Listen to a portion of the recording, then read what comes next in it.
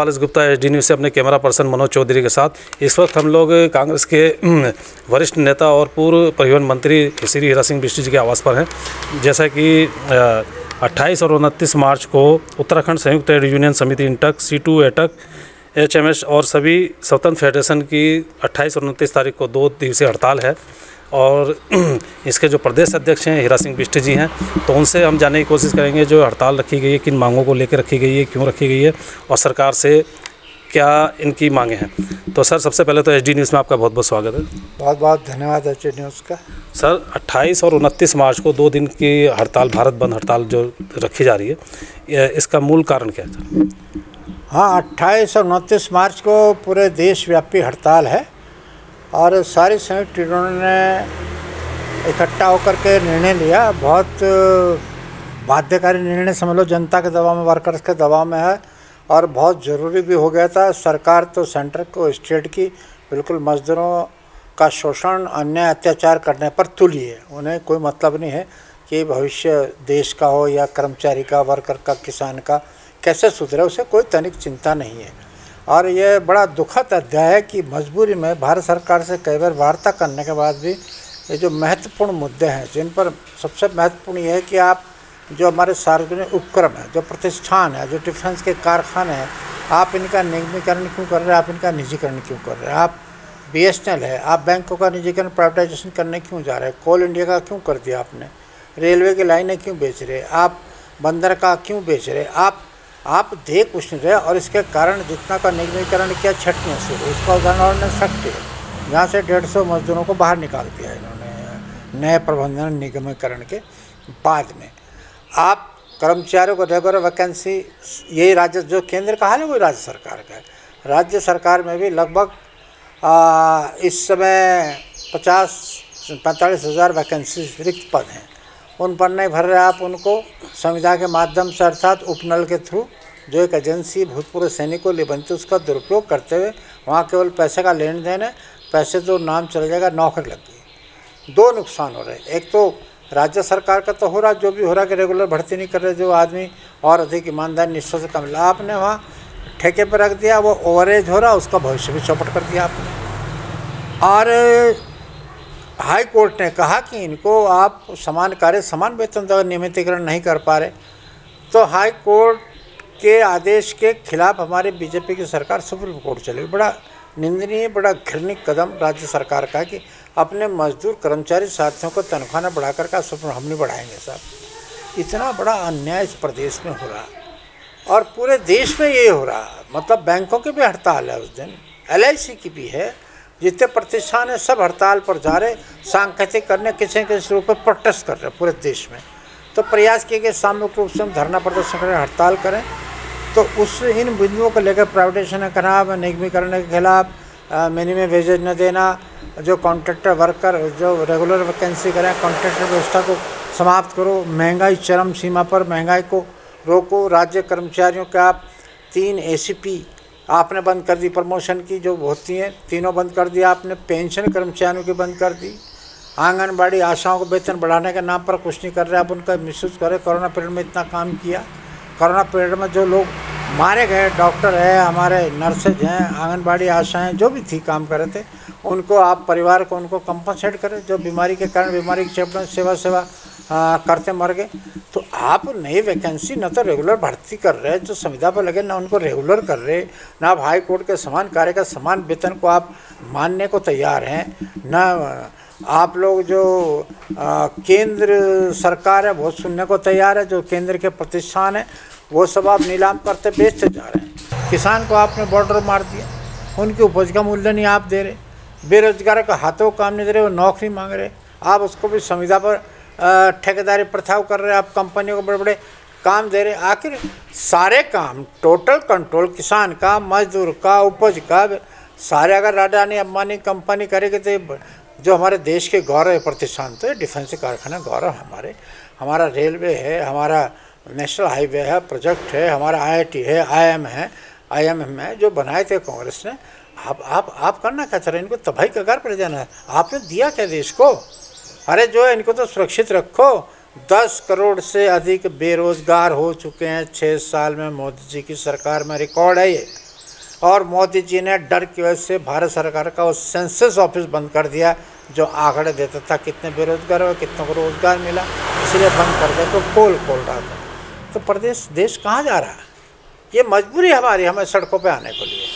किसी को शौक़ नहीं है अनावश्यक रूप से हड़ताल करें, लेकिन ये बाध्यता है, हमारी नैतिक जिम्मेदारी है। संगठन हमने बनाया तो उनके लड़ाई सड़कों पर लड़ेंगे।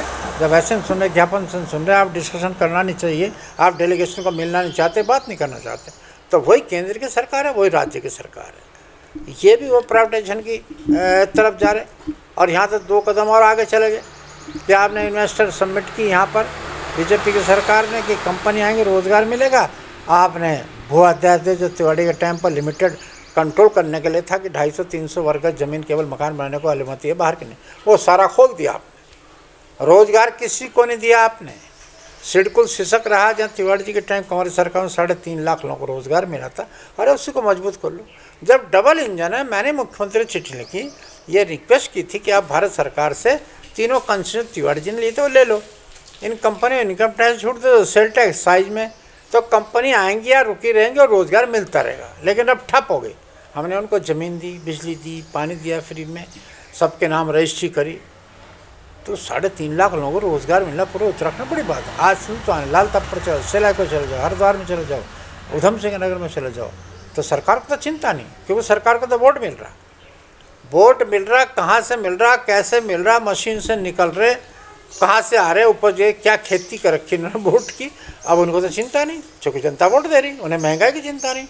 अब रिजल्ट के बाद फिर एकदम जम करके गैस, पेट्रोल, डीजल, तो अब सबको पूछने को पूछ तो सकते नहीं बीजेपी की सरकार को, राज्य की हो केंद्र की हो, क्योंकि उनकी मर्ज हुकूमत चल रही। जनता का शोषण, अन्याय हो रहा है, जनता भुगत रही इस बात को। लेकिन अब रिजल्ट परिणाम उनके पक्ष में, इसीलिए मजबूरी में हम 28 मार्च को 2 दिन का धरना प्रदर्शन, जन जागरण का कार्यक्रम करेंगे। हर विभाग कुछ अपने गेट पर करेंगे, कुछ धरना देंगे, प्रदर्शन करेंगे। गांधी पार्क पर हम लोग सब लोग इकट्ठे होंगे, वहाँ से हम लोग घंटा घर या डीएम कार्यालय तक धरना प्रदर्शन नार लगाते जाएंगे, अपना आक्रोश व्यक्त करेंगे। जो हमारी नैतिक जिम्मेदारी इसको करेंगे, सरकार चेत जाए, समय पर इन बातों को, प्रतिष्ठानों को बचाए, निगमीकरण को बचाए, प्राइवेटाइजेशन को बचाए, महंगाई को नियंत्रण करे, जो रिक्त स्थान है उनको खुले, पुलिस परिवारों को 46वां ग्रेड पे जो वायदा किया था आपने वायदा किया था कर्मचारियों को, उनकी डिमांड पूरी होंगी।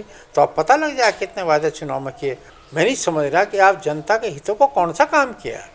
कोई अस्पताल नहीं, कोई IT नहीं, कोई पॉलिटेक्निक, कोई इंजीनियरिंग कॉलेज नहीं। अब जनता ने वोट दे दिया।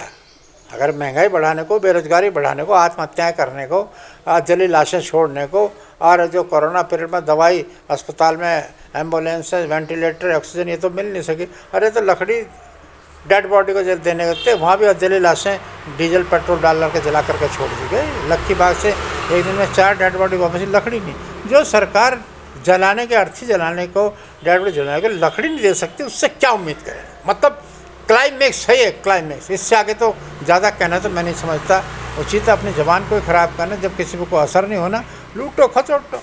बड़ा दुखद अध्याय से मजबूर में हम लोग कर जी। जैसा कि आपने बताया 28 और 29 को 2 दिन जो है सांकेतिक हड़ताल है, तो उस दिन कौन कौन से जो है, जैसे बैंक का आपने जिक्र किया, कौन कौन से सेक्टर इसमें शामिल हो रहे हैं, और उस दिन वो बंद रहेंगे पूर्णकालिक या खुलेंगे? ये सभी लोगों ने हड़ताल की घोषणा की है। कुछ अपने गेट पर प्रोटेस्ट करेंगे, घंटे 2 घंटे का 3, कुछ लोग प्रदर्शन करेंगे, कुछ लोग बंद रखेंगे। इसमें बैंक भी है, LIC भी है, डिफेंस के कारखाने भी हैं, परिवहन के कारोबारी भी हैं। तो वो उनको इकट्ठे होकर, तो हम लोग सेंट्रली सब इंटेक, एटेक, C2, HMS, जितने भी BMS, सब लोग इकट्ठे होकर के प्रतिनिधिगण यहाँ गांधी पार्क पर, कुछ अपने ऑफिसों गेट पर करेंगे, कुछ हड़ताल पर जाएंगे, कुछ 2-3 घंटे का सांकेतिक प्रदर्शन धरना करेंगे। अपना विरोध सब कंपनियां, सब फैक्ट्री, सब एजेंसी उस दिन जताएंगे। तो ये 28-29 का बंद पूरे भारत में सर? पूरे भारत में सारी सेंट्रल ट्रेड उन्होंने निर्णय लिया है। और महामहिम राष्ट्रपति को भी ज्ञापन देंगे, प्रधानमंत्री को देंगे। यहाँ भी हम लोग ज्ञापन महामहिम राज्यपाल को और मुख्यमंत्री को ज्ञापन देकर भारत सरकार को भी ज्ञापन भेजेंगे। ये डिमांड के लिए हम प्रोसेस कर रहे हैं, इन पर जल्दी ध्यान दो। वो स्थिति न है जो किसान आपने बॉर्डर मार दिया कहीं। अब मजदूरों का नंबर, मजदूरों का भी चाल काले कानून आप लोग ले आए, 3 जैसे किसानों को लाते, ऐसे चाल काले कानून मजदूरों को, श्रमिकों को मारने, उन्हें मौलिक अधिकार छीन लिए बीजेपी लाई, उनको निरस्त करने की मांग भी इसमें है। जी, तो इसमें मेन विरोध जो है निजीकरण को लेकर है सर?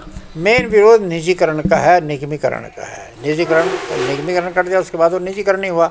निगम बनाने का मतलब अडानी अंबानी को दे दिया, तो यही निगमीकरण निजीकरण एक ही बात है। ये उन्होंने एक ध्यान बांटने का काम किया, वो एक ही बात है। निजीकरण है, बड़े बड़े सरमाएदारों के हाथ में पूंजीपति व्यवस्था जारी, चाहे बैंकों का राष्ट्रीयकरण, कितना बड़े क्रांतिकारी कदम इंदिरा गांधी ने उस समय उठाया था, राजाओं के पूरे पर्स खत्म किए थे, दोबारा उसी व्यवस्था को ला रहे हैं। तो ये भी आपने हीरा सिंह बिष्ट जी को सुना, जो कि एंटक के प्रदेश अध्यक्ष हैं, जिनका कहना है कि 28 और 29 तारीख को पूरे भारत में जो है हड़ताल होने वाली है, और उसमें बैंक हैं, LIC है, कई सारे डिपार्टमेंट हैं जो निजीकरण के खिलाफ, जिनका मेन उद्देश्य निजीकरण के खिलाफ है, और जिसको लेकर 2 दिन का सांकेतिक धरना और हड़ताल भी है। तो मेरा अपने दर्शकों से यही अनुरोध है कि जो भी काम आपने बैंक के या इधर उधर के निपटाने हैं वो 28 और 29 से पहले निपटा लें, क्योंकि उस दिन हो सकता है कि आप जाएं और आपको गेट पर ताले मिलें और कर्मचारी हड़ताल पर मिलें। तो बिष्ट जी, HD न्यूज़ से बात करने के लिए आपका बहुत बहुत धन्यवाद। बहुत बहुत धन्यवाद, थैंक यू, बहुत बहुत शुक्रिया।